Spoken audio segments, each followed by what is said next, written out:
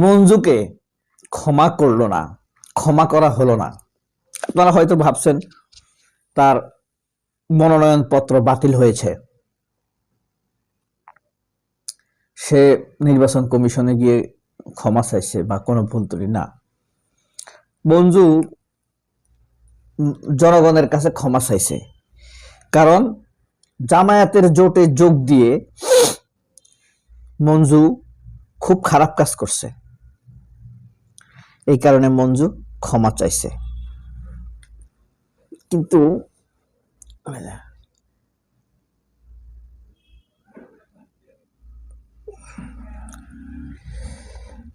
এটা প্রথমে ছাপছে কালবেলা, তারপরে কালবেলার রেফারেন্স দিয়ে অনেকেই ছাপছে। নিউজটি গুরুত্ব পাইছে, নিউজটি 2700 শেয়ার হয়েছে, বুঝছেন, 2500-এর উপরে। এটা একটা বড় সিগনিফিক্যান্ট বিষয়। আপনাদেরকে একটু পড়ে শুনাই, তাইলে আপনারা নিউজের পালস ধরতে পারবেন।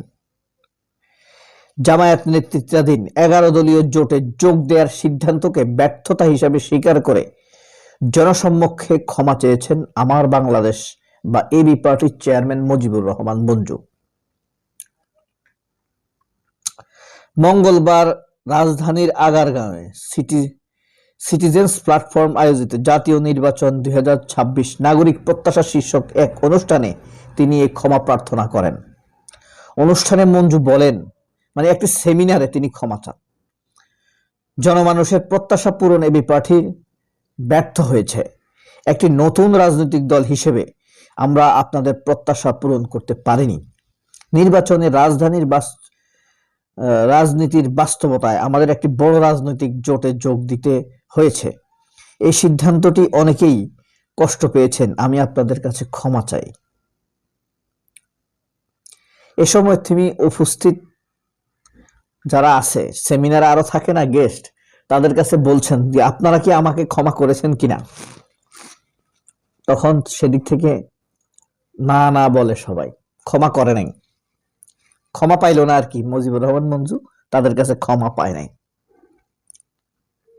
এই প্রতিক্রিয়ায় মঞ্জু বলেন, যখন কেউ ক্ষমা চায় তখন ক্ষমা করা উচিত। ক্ষমা না করার প্রবণতা একটি নেতিবাচক সংস্কৃতিতে পরিণত হয়েছে, সুতরাং আপনারা আমাকে ক্ষমা করা উচিত।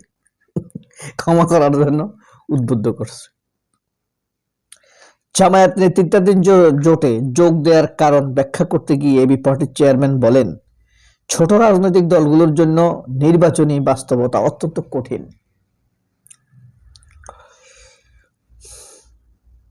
এই বাস্তবতায় বড় দলের সঙ্গে জোট না করলে ছোট দলগুলো টিকে থাকা কঠিন।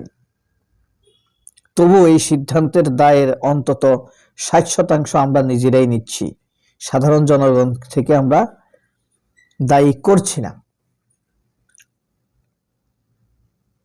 একটু চমক দেখানোর অভ্যাস আছে মঞ্জুর, তবে এর পরিণতি খারাপ হইতে পারে, বুঝছেন, খুব খারাপ পরিণতি, পলিটিক্যাল পরিণতিটা খুব খারাপ হতে পারে। উল্লেখ্য, গত ডিসেম্বরের শেষ দিকে এবি পার্টির আনুষ্ঠানিকভাবে জামায়াত নেতৃত্বাধীন জোটে যোগ দেয়। এর আগে জাতীয় পার্টি ও লিবারেল ডেমোক্রেটিক পার্টি আনুষ্ঠানিকভাবে জোটে যোগ দিলে শরিক দলের সংখ্যা দাঁড়ায় 11টিতে। আসন্ন জাতীয় নির্বাচনে মঞ্জু ফেনী 1 আসন থেকে প্রতিদ্বন্দ্বিতা করছেন। দেখেন, এখন বাংলাদেশের ফতমালুর ফুটুনগুলা, ইন্ডিয়ার পিঁপড়া, এরা এমন ভাবে পোর্ট্রেট করছে মানে আমাদের সোসাইটিটাকে, যে জামায়াতের সাথে এবি পার্টি যোগ দিছে, এটা খুব অন্যায় করছে। এদের রাজনৈতিক স্বাধীনতা থাকবে না, এরা যে কোনো দলের সাথে যোগ দিতে যাবে না, যাবে। ঠিক এরকম করছে যখন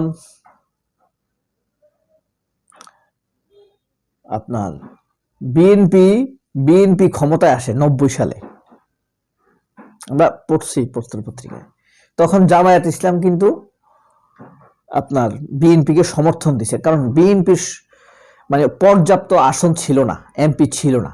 জামায়াতের তখন 18-19টা আসন ছিল সম্ভবত,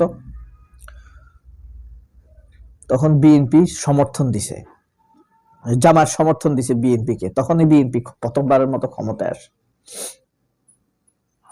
নয়তো আওয়ামী লীগ আসতো, জাতীয় পার্টি, জামায়াত এবং স্বতন্ত্রদেরকে নিয়ে আওয়ামী লীগ অন্যদিকে চেষ্টা করছিল। বিএনপি কিন্তু তখন ক্ষমতায় আসতে পারতো না জামায়াত সমর্থন না দিলে। একটা চাও খায় নাই কিন্তু জামাত তখন বিএনপির কাছ থেকে। অথচ জাতীয় পার্টি 12, 13, 10টা আসন দিয়েও 2টা মন্ত্রী নিছে আওয়ামী লীগের কাছ থেকে।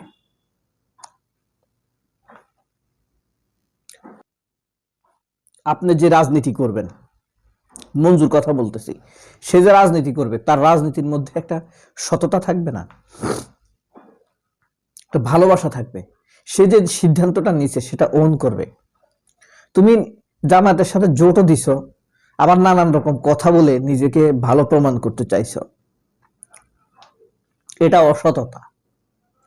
এদের উপরে আর মানুষ ভরসা রাখবে? এই কারণে বলছিলাম এদের পরিণতি খারাপ হবে।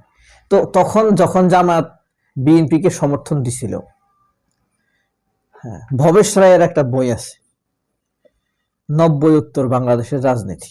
আবার মওদুদ আহমেদের প্রায় কাছাকাছি ইতিহাস নিয়ে একটা বই আছে স্বায়ত্ত শাসন থেকে গণতন্ত্র, চমৎকার বই। তো সেখানে দুইটাতেই একই রেফারেন্স দেওয়া আছে। তখন যদি জামায়াত বিএনপিকে সমর্থন না দিত তাহলে জামায়াতের 19 আসন আসতো কার সাথে? আওয়ামী লীগের সাথে। এর সাথে তখন সম্ভবত 38 বা 37 আসন পাইছে। তবে এখানে দুই বইতে দুই রকম, একটাতে লিখছে 38 আসন, আরেকটাতে লিখছে 48 আসন এরশাদের ব্যাপারে। তাই জামায়াতের এটা, এরশাদের এটা, আওয়ামী লীগের নিজের আসন, স্বতন্ত্র আসন, এগুলো নিয়ে কিন্তু আওয়ামী লীগ প্রায় ক্ষমতা চলে আসার দ্বার প্রান্তেই ছিল। কিন্তু জামায়াত বিএনপিকে দেয়াতে আর সেটা হয়নি। এরপর থেকে শুরু হয়েছে বিএনপির সাথে স্বাধীনতা বিরোধীরা কেন জোট সমর্থন দিল, এই সরকার ঠিক নাই। 5 বছর পরে জামায়াত যখন আবার আওয়ামী লীগের সাথে শুরু করলো জোটবদ্ধ আন্দোলন তত্ত্বাবধায়ক সরকার ইস্যুতে, তখন মিডিয়া আর কিছু বলে নাই, কারণ আওয়ামী লীগের সাথে গেছে। আওয়ামী লীগ তাদের বাপ লাগে, তাদের মায়ের গোপন ভাতার আওয়ামী লীগ সাংবাদিকদের, তখন আর বলে নাই। আবার 2000 সালে যখন বিএনপির সাথে জোট হলো, তখন আবার শুরু হইলো এই স্বাধীনতা বিরোধী, এই শেষ শুরু হয়ে গেছে। এরকম ভাবে তারা চালাইছে। এখন আইএনসিপি খারাপ, চরমোনাই খারাপ। আরে ভাই, চরমোনাই মানুষের দল না, দোষ তো থাকবেই, জামায়াতেরও দোষ থাকবে, কিছু কিছু তো থাকবেই। দেখতে হবে মৌলিক বিষয়ে তারা আধিপত্যবাদ বিরোধী ষড়যন্ত্রটা তারা বুঝি কিনা, আওয়ামী লীগের ফ্যাসিজমের ব্যাপারে তারা একাট্টা কিনা, এনসিপির হাজার দোষ থাকা সত্ত্বেও 24-এর আন্দোলন নিয়ে তাদের প্রতি ন্যূনতম সম্মানটা আছে কিনা, তাই দেখতে হবে যে তার ঠিক আছে, তাই না? কিন্তু তারা এখন চরমোনাইকে গণহারে খারাপ বলতেছে, এনসিপি কে খারাপ বলতেছে। তাদের যন্ত্রণা এখন আর তারা টিকতে পারতেছে না। এখন মঞ্জুকে যে ক্ষমা করে নাই সেটা কি হবে? মঞ্জুকে কি করতে মন চায়? বেটা, দেশের রাজনীতি করবি, দেশের সিদ্ধান্তকে ওন করবি না, এত ছোট লোকই করলে হবে? এখন আর একটা কথা আছে, কালকে রাতে 10টা আনুমানিক আবার কালবেলা এই নিউজের জন্য ক্ষমা চাইছে। এটা